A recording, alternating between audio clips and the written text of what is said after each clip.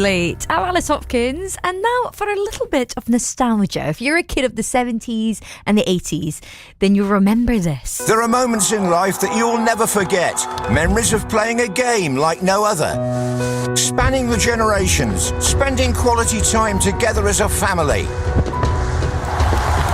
The excitement, the roar of the crowd, the shot, the goal! Subbuteo. Become part of the game.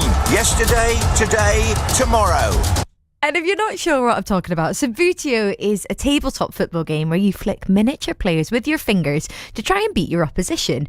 Well, the Subbuteo World Cup is taking place in the UK this weekend. 32 countries are taking part, and players from nearby us are involved. Stewart is from the English Subbuteo Association and joins me now. Does that advert take you back, Stewart? It does a little bit. That's a classic advert. Yeah, that's good. Thank you for having me on.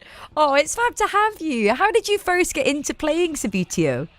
So, I got into it just through collecting. Like most people, we had it as a kid. You grow up, you move on to different things. And then when I had adult money, I started buying back what I once had as a kid. And then one thing leads to another. You start buying more and more teams. You join a community. And the next thing, you're playing the game and following your mates around to World Cups. Oh yeah, playing on the biggest stage possible. It's so exciting. It's in the UK. Can you tell us a bit about the World Cup? How big an event is this, and how exciting is it that it's in the UK? Oh, it's huge, and it's massive that it's here. We last held it in 2012 in places around the country, but then we thought, no, let's do it in Tunbridge Wells. That's where Subbuteo comes from. That's where the game was created. Let's bring it home. And because of that, because it's in Tunbridge Wells, we've had more players come than any other World Cup. So we've got over 300 players crammed into a sports hall in Tunbridge Wells, fighting it out across multiple categories of open, veterans, women's, under 12s, under 16s, under 20s, all vying to be the Subbuteo World Champion. It's amazing. And who are the countries to watch? Like, who are the people that when you go into this, you're like, oh, they are the Subbuteo, like, legends? So there's always the Italians. The Italians will always give a good game across any of the categories. I think when they last held the World Cup 2 years ago in Rome, they won every category bar one, I think. Wow. So the Italians are definitely there to watch, but there's surprise nations. The Maltese are a very good Subbuteo nation. You just wouldn't expect it. They're a team to watch. The Belgians are very good. The Spanish are very good. But then we can be good as well. On our day, we can beat anyone. It's just hoping that we can have that day today. And tell us, like, what the tactics are. How do you prepare for a game of Subbuteo? Are you having to know your opponent well in advance? Do you go with the same tactic every time? How do you play Subbuteo at this mega level? So it's all about playing your game and not worrying about anyone else. So when you're playing the game, you don't have to wait for the other player to take a flick. You can play at your own pace. As if you're attacking, you forget the defender and you just move forward, trying to keep possession and score the goal. The skills you require, I mean, I always compare this to free sports. It's a scaled-down version of football, so you've got your football element, but it's also got chess involved because you have to be very tactical and think 3 moves ahead.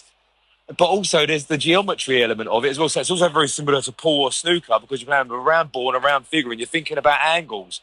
So it really is a sport because you need to concentrate, think 3 moves ahead, but you need to do it at such a speed that your brain is processing really fast and really quick, almost to the point where your fingers are just muscle memory.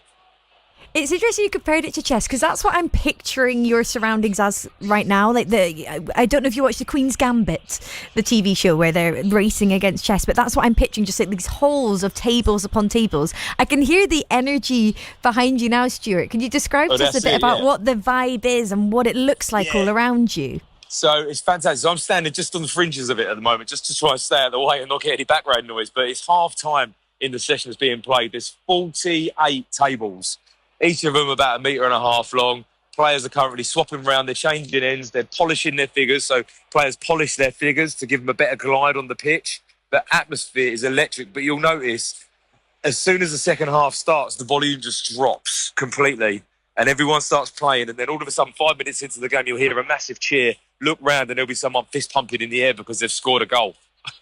Incredible. It's so lovely feeling that buzz around you as well. I'd love to know, we played that advert that you said took you right back to the classic advert, but what is Subbuteo like now? How has it changed over the years?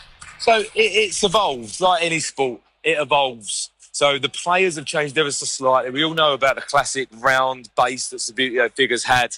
The bases now are a lot flatter, so it's more about speed and moving up the pitch. It's a lot quicker than when we used to play it on the carpet as kids and we would flick around and take turns. The game is so much faster now. It's fast-paced.